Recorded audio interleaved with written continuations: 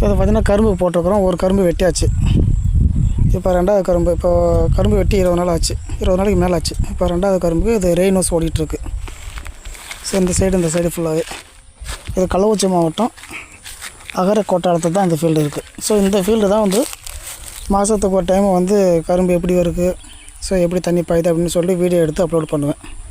So நிறைய பேர் கரும்புக்கு போடலாமா ரெயின் ஹவுஸ் அப்படின்னு சொல்லி கேட்குறாங்க. ஸோ அதுக்காக தான் இது மாதம் ஒரு டைம் வந்து வீடியோ எடுத்து போட்டுக்கிட்டு இருந்தேன். ஸோ ஒரு கரும்பு வெட்டியாச்சு. ஓசி அந்த டேமேஜும் எல்லாமே இருக்குது பாருங்கள். இது ரெண்டாவது கரும்புக்கு ரெயின் ஹவுஸ் ஓடிட்டுருக்கு. மோட்ரு போட்டு அப்படியே ஒரு டைம் பார்க்கலாம். இன்னும் ரொம்ப நாளாச்சு மோட்ரு ஓட்டி பார்த்து. நான் வரும்போதெல்லாம் யாரும் இருக்க மாட்டீங்க.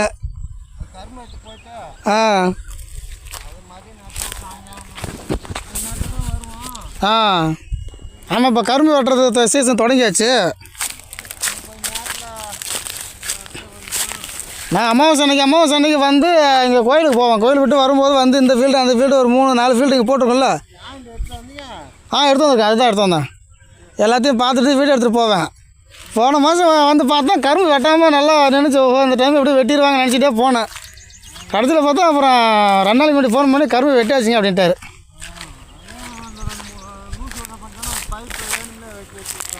அவன் கரும்பு வெட்டும் போது ஏதாவது பாட்டுருக்கான் வேணும்னா அப்படி போடுங்க.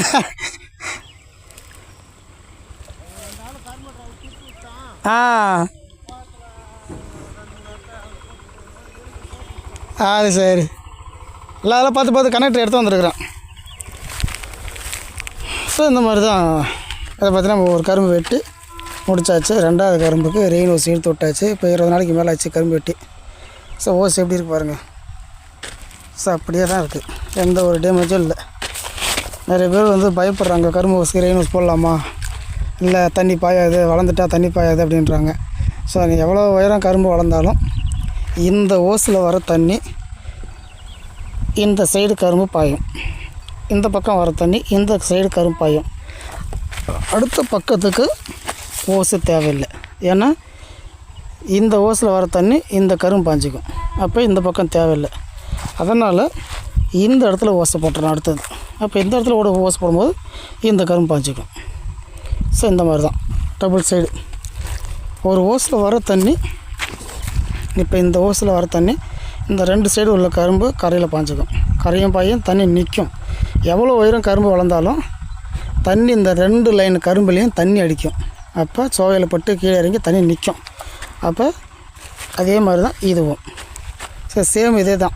8 அடிக்கு ஒரு லைன் கரும்பு போடுறோம்னா 4 அடி பாரு போட்டுட்டு 4 அடிக்கு ஒரு லைன் கரும்பு வச்சுருங்க. ரெயின் ஹவுஸ் வந்து ஒரு கால் விட்டு ஒரு கால், அதாவது 8 அடிக்கு ஒரு லைனு ரெயின் ஹவுஸ் போடணும். அந்த மாதிரி போட்டிங்கன்னா கரும்புக்கு சூப்பராக இருக்கும் ரெயின் ஹவுஸு. அதால் எந்த பிரச்சனையும் இல்லை, பயப்பட தேவையில்லை. ஸோ சேம் இது எல்லாமே ரெயின் ஹவுஸ் தான். ஸோ இந்த ஃபீல்டு தான் வந்து நான் மாதத்துக்கு ஒரு டைமு வீடியோ எடுத்து போட்டுக்கிட்டுருந்தேன். ஏன்னா இது நம்ம ஊர் பக்கத்து ஊர். அதனால் வந்து அப்பப்போ வந்து மாதத்துக்கு ஒரு டைம் வந்து வீடியோ எடுத்து அப்லோட் பண்ணிடுவேன். வாட்ஸ்அப்பு, ஃபேஸ்புக்கு, இன்ஸ்டாகிராம் எல்லாத்துலேயுமே போட்டுட்ருப்பேன். ஸோ இதை வந்து கரெக்டாக ஃபாலோ பண்ணணும்.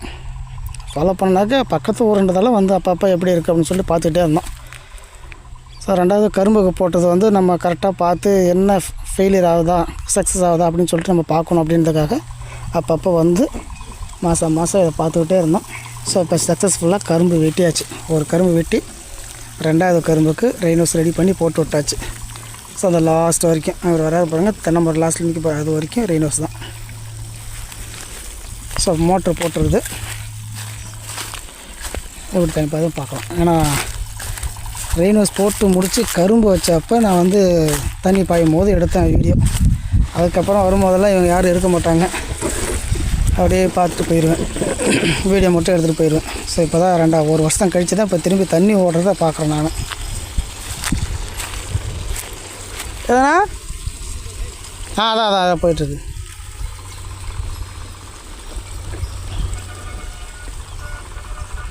இப்போல்லாம் கரும்பு வெட்ட சீசன் தொடங்கிக்கலாம். தொடங்கி முடிய போகுது. அதான் இப்போ போன மாதம் போகும்போது அப்படியே ஒரு லைனாக பார்த்தா கரும்பு வெட்டிகிட்டு இருந்தாங்க.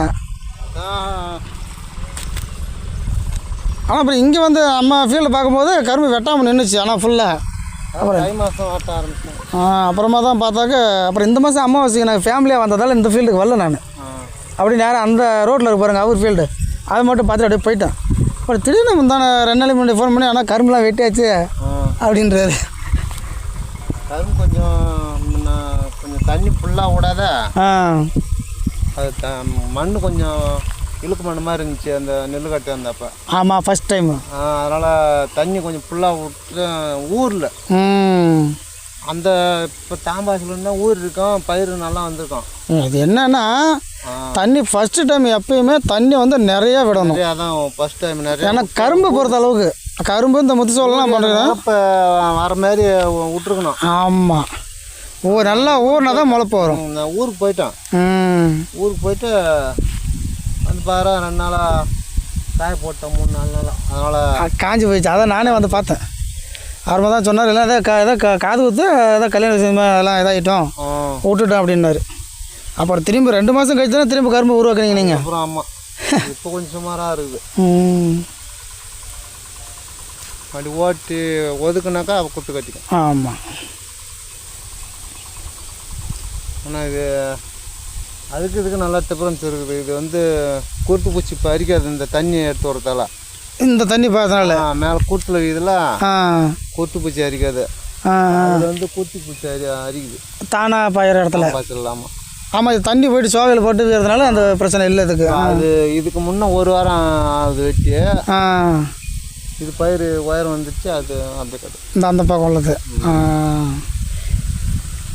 இப்போ டன்னேஜ் வித்தியாசம் ஏதாவது தெரிஞ்சுக்கலாம். அந்த போன வருஷம் இதுக்கு முன்னாடி கரும்பு வெட்டினதுக்கும் இப்போ இந்த ரெயின்வாஷ் போட்டதுக்கப்புறம் கரும்பு வெட்டினதுக்கும் ஏதாவது டன்னேஜ் எத்தனை டன், ஏதாவது இப்போ அதிகமாக 1 டன் கிடச்சது இல்லை கம்மியாக கிடச்சது அந்த மாதிரி ஏதாவது தெரியுங்களா?